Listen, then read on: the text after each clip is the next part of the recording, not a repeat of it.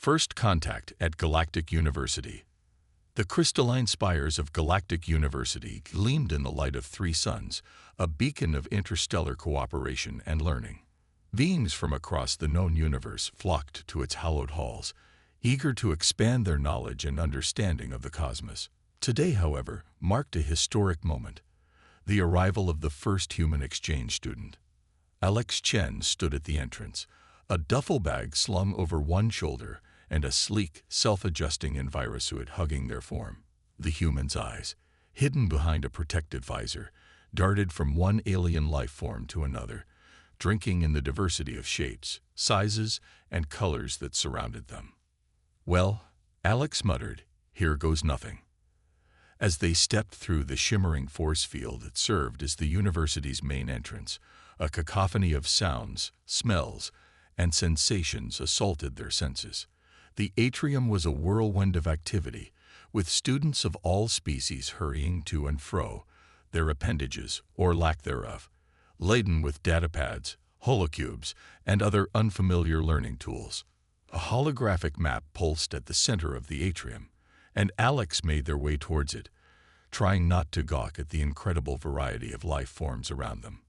Just as they reached out to interact with the map, a melodious voice echoed in their mind. "Greetings, new student. Species, human. Threat level, extreme. Initiating safety protocols." Before Alex could protest, a shimmering bubble enveloped them, gently but firmly propelling them down a corridor. The bubble deposited them in front of a door labeled Xenobiological Containment and Integration. "Oh, come on," Alex grumbled. "I'm a student, not a biohazard." The door slid open with a pneumatic hiss, revealing an office that looked like a cross between a medical lab and a United Nations conference room.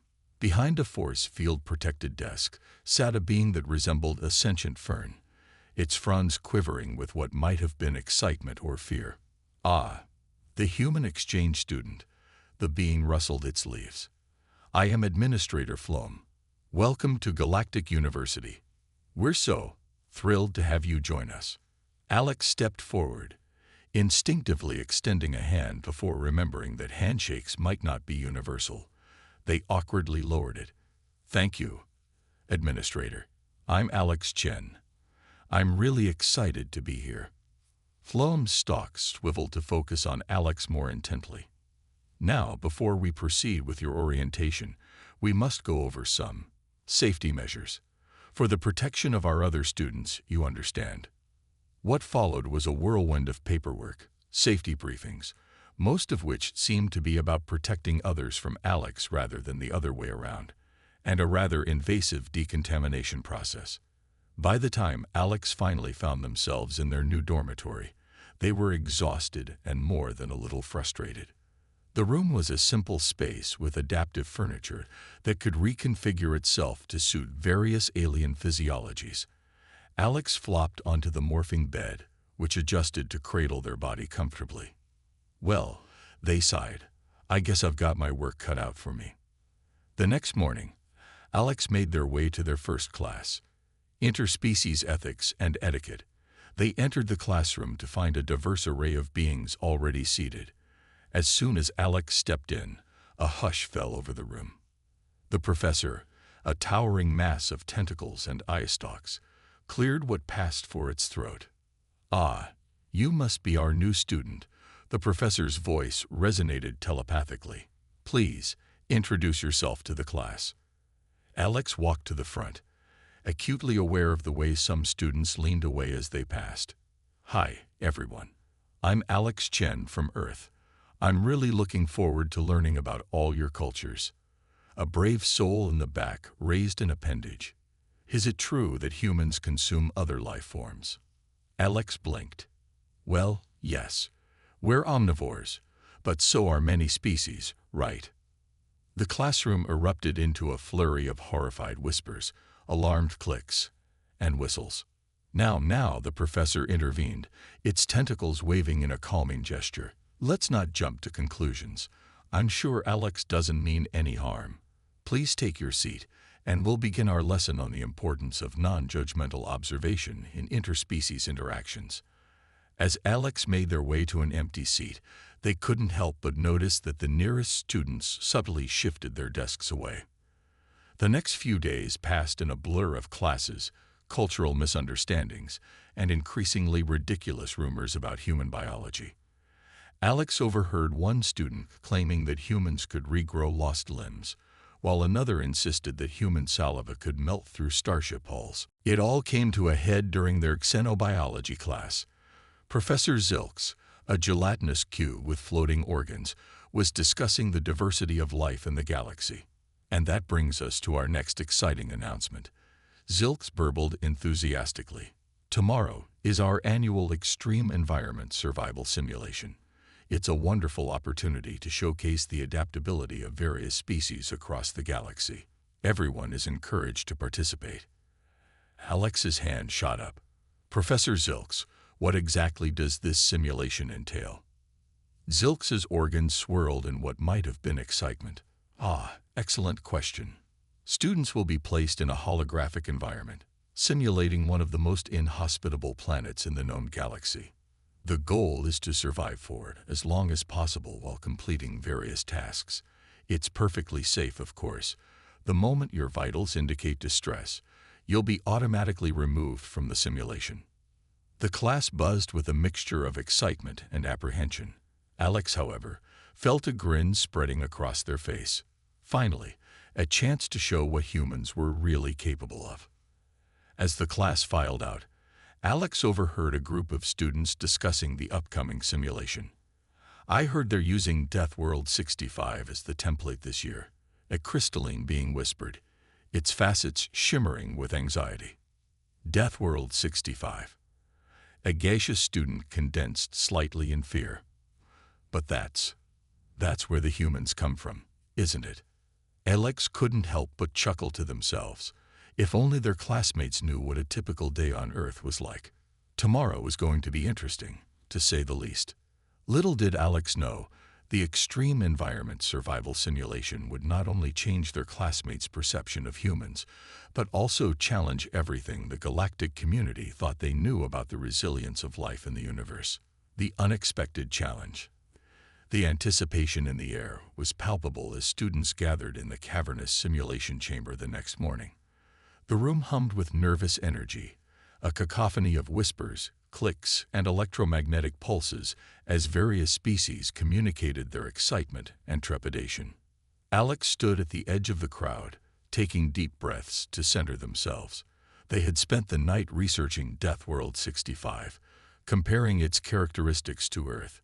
While the planet was indeed harsh by galactic standards, Alex couldn't help but feel a twinge of homesickness. The gravity was slightly stronger than Earth's, the atmosphere a bit thinner but still breathable, and the temperature fluctuations were reminiscent of a particularly nasty summer heatwave. Professor Zilks's gelatinous form rippled at the front of the chamber, calling for attention. Students, welcome to this year's Extreme Environment Survival Simulation. As you may have heard, we'll be using Deathworld 65 as our template. Remember, this is not a competition, but a learning experience. The goal is not just to survive, but to understand and adapt. A holographic display flickered to life, showing a desolate landscape of jagged rocks and sparse, alien vegetation under a bloated red sun. Wind whipped across the surface, carrying clouds of abrasive dust. In the distance, ominous storm clouds gathered, flickering with otherworldly lightning. You will be divided into teams of 4, Zilks continued. Each team will have a specific set of tasks to complete, in addition to basic survival. The simulation will last for 6 hours, but remember, you can exit at any time if you feel overwhelmed. As the professor began assigning teams, Alex found themselves grouped with Xarlith, a crystalline being whose facets shimmered with nervous energy. Gloop, an amorphous blob that changed colors based on its mood, currently a sickly green. And Jerks, a hovering mass of tentacles that seemed to be trying very hard not to tremble visibly. Greetings, teammates, Alex said, trying to sound cheerful and reassuring. I'm looking forward to working with you all. Exarlith's crystals clinked softly as they turned to face Alex. We are grateful for your positivity, human Alex. But surely you must be as apprehensive as we are. This simulation is based on your homeworld, after all. Alex blinked in surprise. Well, it's similar to Earth in some ways, but... Before they could finish, Professor Zilks's voice boomed across the chamber. Teams, please step onto your designated platforms. The simulation will begin in 30 seconds. As they moved to their platform, Alex could hear snippets of conversation from other teams. Herd humans can survive without water for weeks. Supposedly, they can regrow limbs. Their bones are made of metal. Alex suppressed a chuckle. If their classmates were this impressed by exaggerated rumors, wait until they saw what a real human could do. The countdown reached 0, and the world around them shimmered and changed. Suddenly, they were standing on the harsh landscape they had seen in the hologram. The wind howled around them, and Alex could feel the increased gravity tugging at their limbs. Exarlith immediately began to vibrate, their crystalline structure struggling to adapt to the new environment. Gloop had flattened themselves against the ground, their color shifting rapidly between green and brown. Jerx's tentacles were whipping about wildly in the wind. Alex took a deep breath, feeling the thin air fill their lungs. It was uncomfortable, yes, but manageable. They had trained for this after all. Every human who applied for the exchange program had to pass rigorous environmental adaptation tests. Okay, team, Alex said, raising their voice to be heard over the wind. First things first. We need shelter. See that outcropping of rocks over there? It should provide some protection from the wind and dust. Let's move. Gloop oozed forward hesitantly. But our first task is to collect samples of the local flora. Should we not prioritize that? Alex shook their head. Survival first, tasks second. We can't complete any objectives if we're incapacitated by the environment. Trust me on this. To their surprise, the others did trust them. Perhaps it was the confidence in Alex's voice, or maybe they were simply too overwhelmed to argue. Whatever the reason, they'd followed Alex's lead. As they made their way to the rock formation, Alex's mind raced with plans and possibilities. This wasn't just a simulation anymore. It was a chance to show the galaxy what humans were truly capable of, and Alex Chen was determined to make the most of it.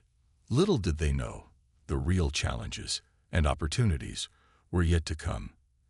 As the red sun of Deathworld 65 beat down upon them, the stage was set for a demonstration of human ingenuity and resilience that would change interstellar relations forever. Trials and tribulations. The howling wind of Deathworld 65 whipped around Alex and their alien teammates as they huddled in the meager shelter of the rock outcropping. Exarlith's crystalline form vibrated with increasing intensity, tiny fractures beginning to appear along their edges. Gloop had compressed themselves into a tight ball, their usual vibrant colors muted to a dull gray. Jerx's tentacles were intertwined in what Alex assumed was the equivalent of a white-knuckled grip. Okay, team, Alex said, raising their voice to be heard over the wind. We've got shelter, but we need to improve it. Exarlith, can you use your crystalline structure to refract some of this sunlight? It might help us see better and potentially generate some heat. Exarlith's facets shimmered with surprise. I suppose I could try, but won't that make me more brittle in this harsh environment? Alex nodded. It might, but we'll protect you. Gloop, can you spread yourself out at the base of the outcropping? Your amorphous form could help seal any gaps and keep the dust out. Gloop reluctantly began to expand, their color shifting to a cautious yellow. I will do my best, human Alex, but I fear I may lose cohesion in this turbulence. That's where Jerx comes in. Alex continued, turning to the hovering mass of tentacles. Can you use your appendages to help hold Gloop in place and maybe create a kind of living windbreak? Jerx's tentacles waved in what might have been agreement. A novel approach, human. I shall attempt it. As their makeshift shelter began to take shape, Alex couldn't help but feel a surge of pride. This was what humans did best: adapt, improvise, and overcome. They pulled out the datapad containing their team's objectives, squinting at it through the swirling dust. All right, our first task is to collect samples of the local flora. I saw some hardy-looking plants about 50 meters north of here. I'll go collect them. Alone. Xarlith's crystals chimed in alarm. But the environment? Alex grinned. Is harsh? Yes, but nothing I can't handle for a short time. You three focus on maintaining and improving our shelter. I'll be back before you know it. Before their teammates could protest further, Alex ducked out of the shelter and into the maelstrom. The wind immediately buffeted them, and the increased gravity made each step a challenge. But there was an exhilaration in it too, a primal part of Alex's brain singing with the thrill of survival. They'd reached the cluster of plants. Tough, spiky things that seemed to thrive in the hostile environment. As Alex carefully collected samples, they couldn't help but draw parallels to Earth's desert flora. Life, it seemed, found a way everywhere. Returning to the shelter, Alex found their teammates had made significant progress.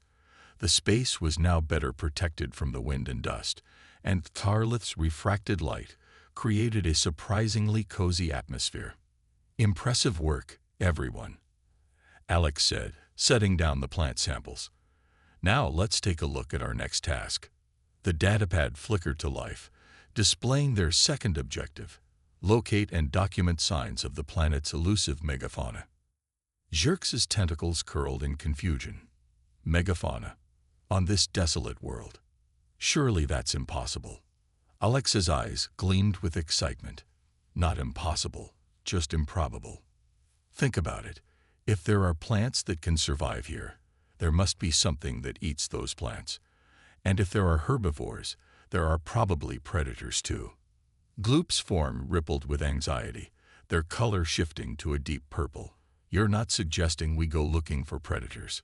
Gloop's form rippled with anxiety, their color shifting to a deep purple.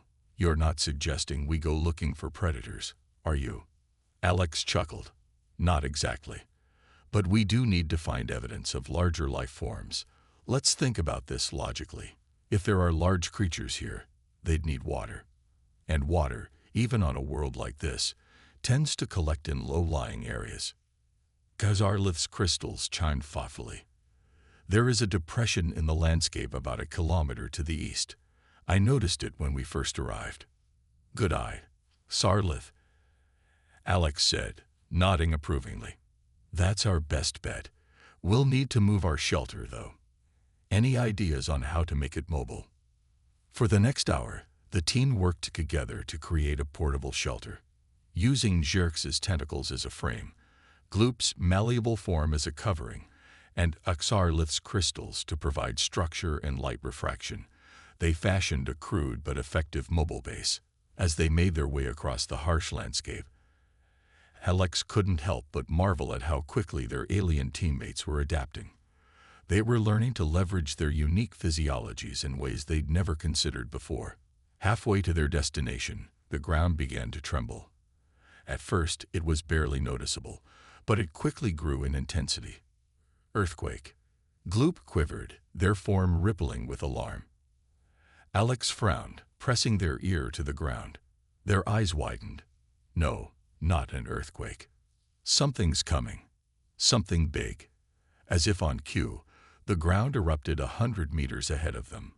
A massive serpentine creature burst forth, its armored hide glistening in the red sunlight.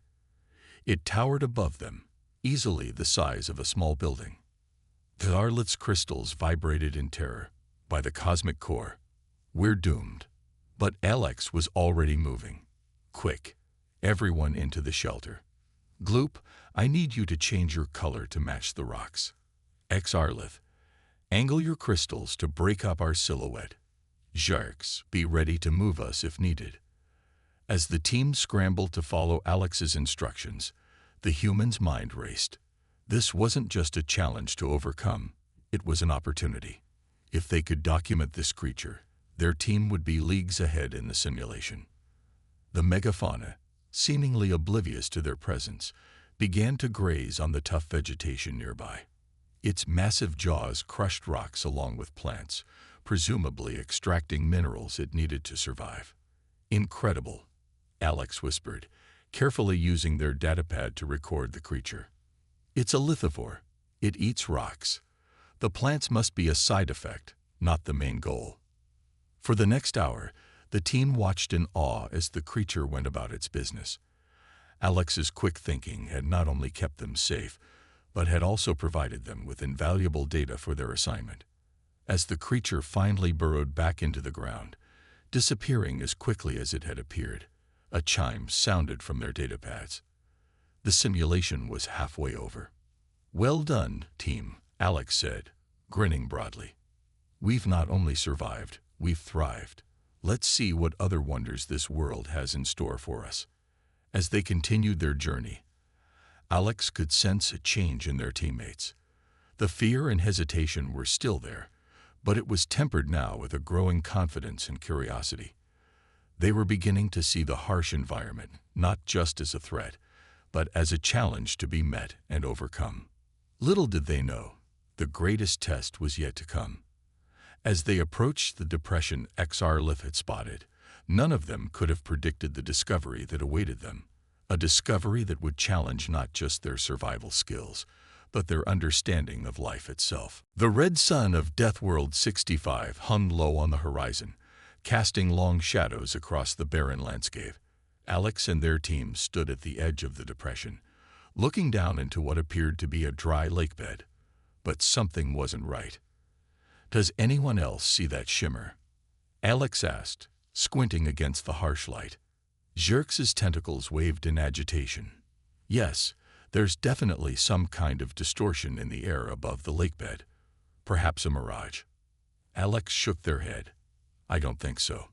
The air's moving wrong for a mirage. It almost looks like." Before they could finish their thought, the ground beneath their feet began to tremble again. But this time, it wasn't the approach of another megafauna. The entire lakebed seemed to be shifting, rippling like the surface of a pond. Suddenly, the air above the lakebed erupted into a swirling vortex of color and light. It was as if reality itself was being torn apart. "Spatial anomaly." XR chimed in alarm. "We need to retreat immediately." But Alex stood their ground, eyes wide with a mixture of fear and fascination. "Wait, look closely. There's a pattern to it. This isn't random. It's some kind of communication." As if in response to Alex's words, tendrils of energy began to reach out from the vortex, probing the air around them. One tendril brushed against Gloop, causing the amorphous being to shudder and shift through a rainbow of colors.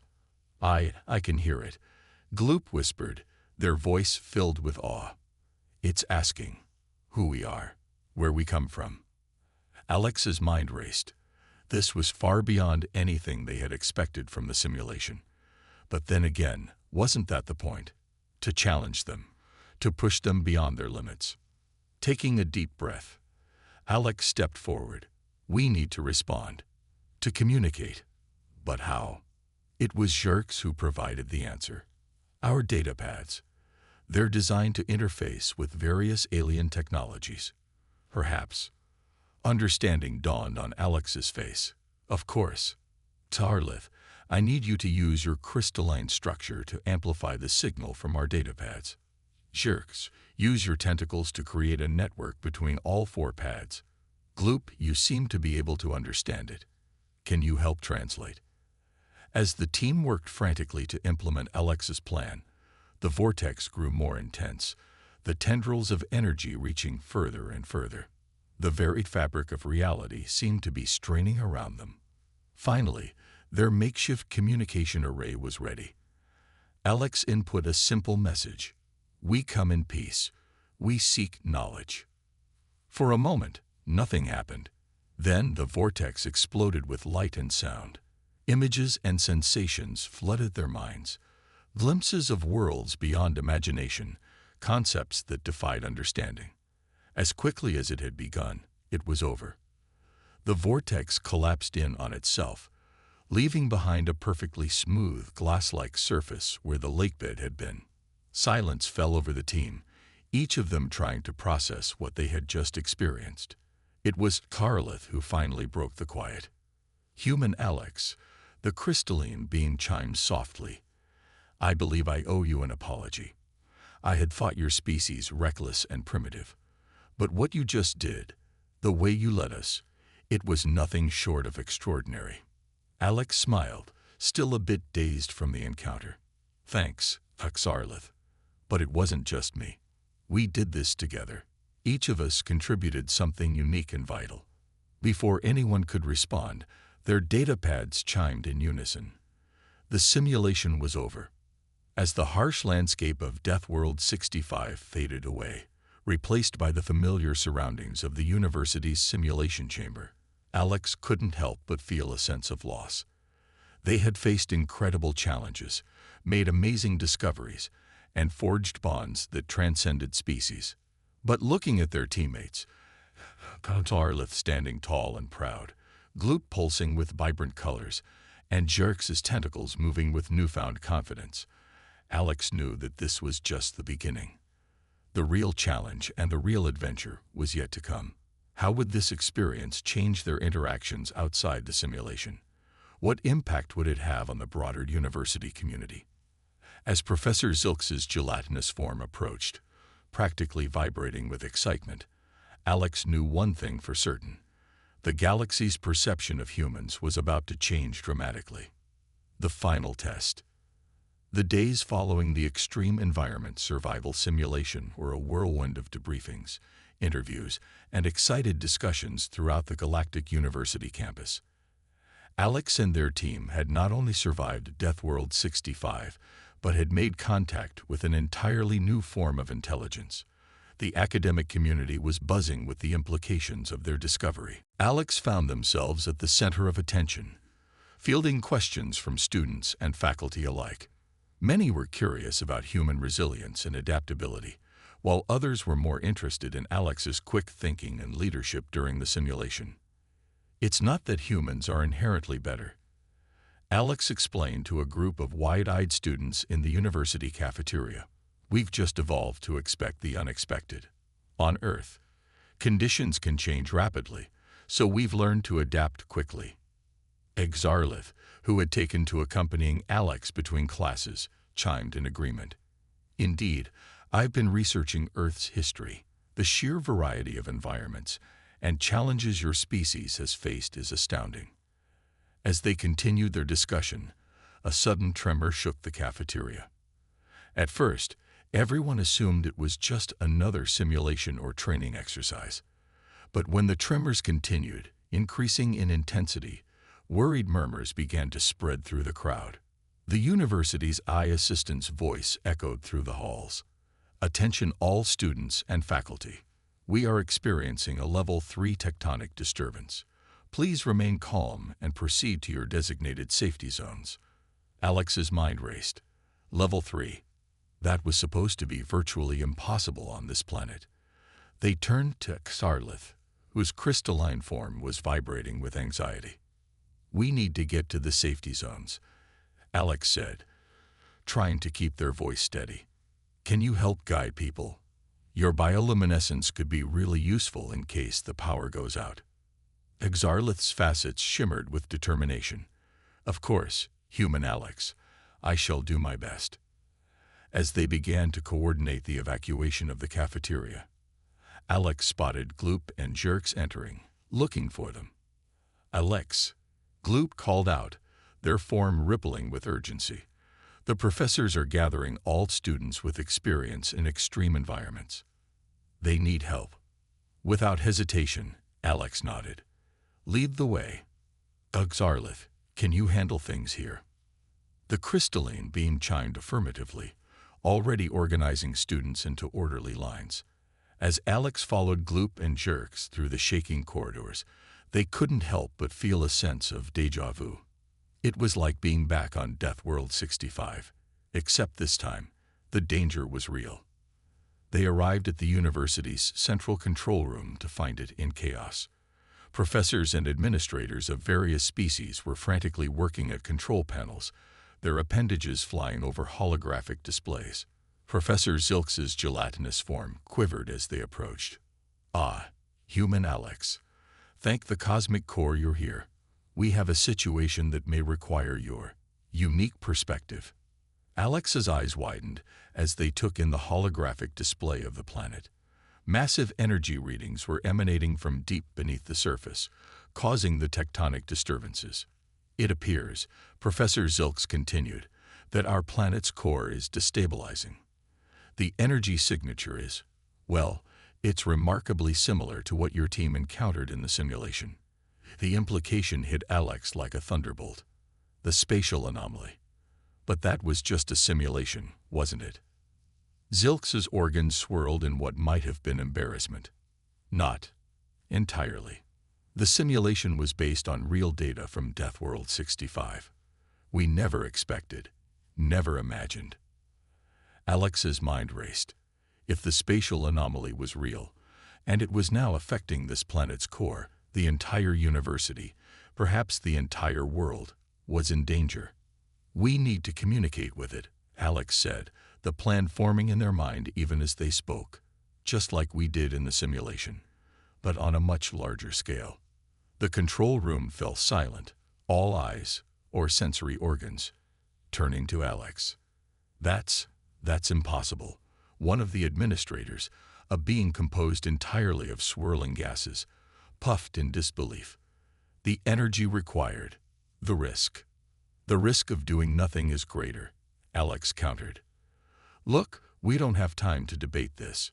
Every moment we waste, the core becomes more unstable."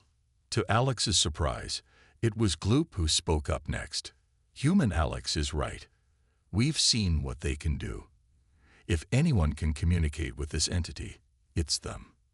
Zirks's tentacles waved in agreement. "Indeed, and we shall assist in any way we can." Professor Zilks's form rippled with what might have been a sigh. "Very well. What do you need, human Alex?" For the next hour, the control room was a flurry of activity. Alex directed the setup of a massive communication array, drawing on the unique abilities of various alien species. Crystalline beings like Xarlith were positioned to amplify and focus energy. Gaseous entities formed living conduits to channel power. Even the planet's magnetic field was being repurposed to boost their signal. As the final preparations were made, Alex stood at the center of it all, a determined set to their jaw. This was what humans did best: face the impossible and find a way through. "All right," Alex said, their voice steady despite the tremors still shaking the building. "Let's make first contact. For real this time." They activated the array, sending a powerful burst of energy deep into the planet's core. For a moment, nothing happened. Then, the holographic displays exploded with light and data. The spatial anomaly responded. What followed was a communication unlike anything the gathered beings had ever experienced. Concepts and images flooded their minds, too vast and alien to fully comprehend. Alex stood at the center of it all, acting as a conduit, a translator between realities. Hours passed in what felt like moments. The tremors gradually subsided as Alex and the entity in the core reached an understanding. It wasn't malevolent, merely curious, probing this new realm it had discovered. Finally, the communication ended. Alex stumbled, exhausted but triumphant. Gloop and Zirks rushed to support them. "It's done," Alex said, their voice hoarse. "The entity has agreed to stabilize the core. It wants to learn from us, as much as we want to learn from it." The control room erupted in cheers, appendages of all kinds waving in celebration. But Alex wasn't done. "This is just the beginning." They continued, their eyes bright with excitement despite their fatigue. "We've made contact with a form of life beyond anything we've ever encountered. The implications for science, for philosophy, for our understanding of the universe, they're staggering." As the reality of what they had accomplished began to sink in, Alex could see the change in the eyes, or equivalent sensory organs, of those around them. The fear and skepticism that had greeted their arrival at the university was gone, replaced by respect, admiration, and more than a little awe. As Zarlith approached, their crystalline form shimmering with emotion. Human Alex, I believe I speak for many when I say, we are honored to call you our classmate and our friend. Alex smiled, feeling a warmth that had nothing to do with physical exertion. The honor is mine, Zarlith. All of you, you're the most amazing beings I've ever met. And together, I think we're going to change the galaxy. As the celebrations continued around them, Alex knew that this was more than just a personal triumph. It was a victory for humanity, a demonstration of what their species could offer to the galactic community, and it was just the beginning. The final test had been passed, but the real adventure was only just beginning. A new understanding. In the weeks following the averted planetary crisis, Galactic University buzzed with an energy unlike anything in its long and storied history. The event, quickly dubbed The Awakening by students and faculty alike, had sent shockwaves through the academic community and beyond.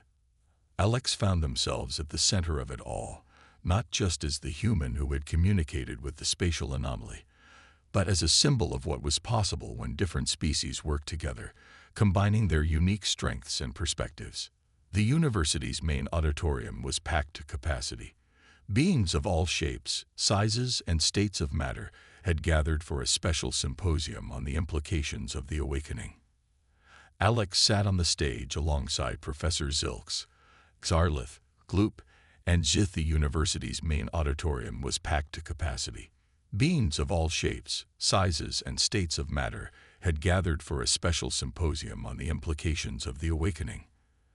Alex sat on the stage alongside Professor Zilks, Zarlith, Gloop, and Jerks, feeling a mix of excitement and nervousness.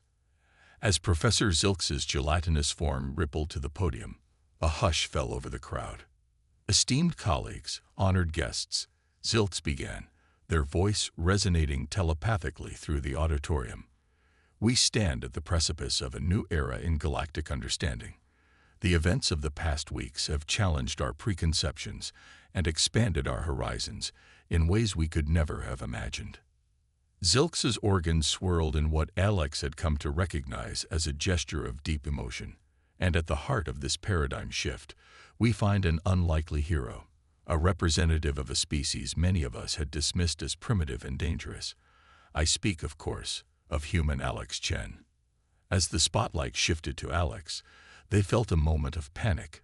Public speaking had never been their strong suit, but looking out at the sea of alien faces, some familiar, some utterly bizarre, Alex saw not judgment or skepticism, but genuine curiosity and respect. Taking a deep breath, Alex stepped up to the podium. Thank you, Professor Zilks. I'm honored to be here, but I want to make one thing clear. I'm not a hero. What we accomplished, we did together. Alex gestured to their teammates. Zarlith's crystalline structure was crucial in amplifying our communication signal. Gloop's adaptive nature allowed us to interface with the anomaly in ways we never thought possible, and Jarx's multitasking abilities kept our systems running when everything else was chaos. The auditorium buzzed with murmurs of appreciation. Alex continued, gaining confidence. What I've learned since coming to Galactic University is that our differences are our greatest strength. Humans don't succeed because we're tougher or smarter than other species. We succeed because we're adaptable, because we never stop learning, and because we understand the power of cooperation. As Alex spoke, holographic displays came to life around the auditorium, showing footage from the Deathworld 65 simulation and the recent crisis. Students and faculty watched in awe as the events unfolded, seeing for the first time the full extent of what had transpired. The spatial anomaly we encountered, Alex explained, isn't just a scientific curiosity. It's a sentient entity, one that exists in dimensions beyond our comprehension, and it's eager to learn about us, just as we are eager to learn about it. A ripple of excitement passed through the crowd. A student near the front, a being composed entirely of plasma, raised an appendage. But how can we communicate with something so alien? How can we be sure we understand each other? Alex smiled. That's the beauty of it. We don't need to fully understand each other to communicate. What we need is openness, creativity, and a willingness to step outside our comfort zones. That's what allowed us to make first contact, and that's what will allow us to build a relationship with this new form of life. As the symposium continued, Alex and their teammates fielded questions on everything from the technical aspects of the communication array to the philosophical implications of contact with a multidimensional being. But underlying all the scientific and academic discourse was a palpable sense of change. Species that had once viewed each other with suspicion or disdain were now engaged in animated discussions, sharing ideas and perspectives. The rigid hierarchies that had long defined galactic society were beginning to crumble in the face of this new collaborative spirit. As the event drew to a close, Professor Zilks made a surprising announcement. In light of recent events, the Galactic University Board has decided to establish a new department, multidimensional studies and interspecies cooperation, and we can think of no one better to lead this department than the team that made first contact possible. Alex's jaw dropped. They looked at their teammates, seeing their own shock and excitement mirrored in Starlith's shimmering facets, Gloop's pulsating colors, and Jerx's waving tentacles. Together, Zilks continued, this team has shown us that the key to unlocking the mysteries of the universe lies not in individual brilliance, but in our ability to work together, to combine our unique strengths and perspectives.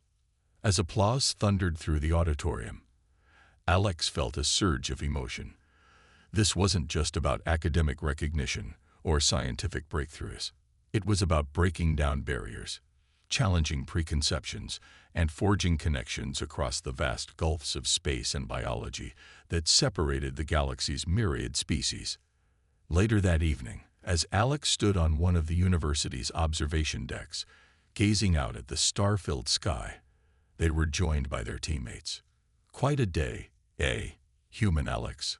Starlith chimed softly. Alex nodded, still somewhat in awe of all that had transpired. It's just the beginning, though. We have so much to learn, so much to explore. Gloop rippled in agreement, their color shifting to a warm, optimistic orange. And we shall do it together, as a team.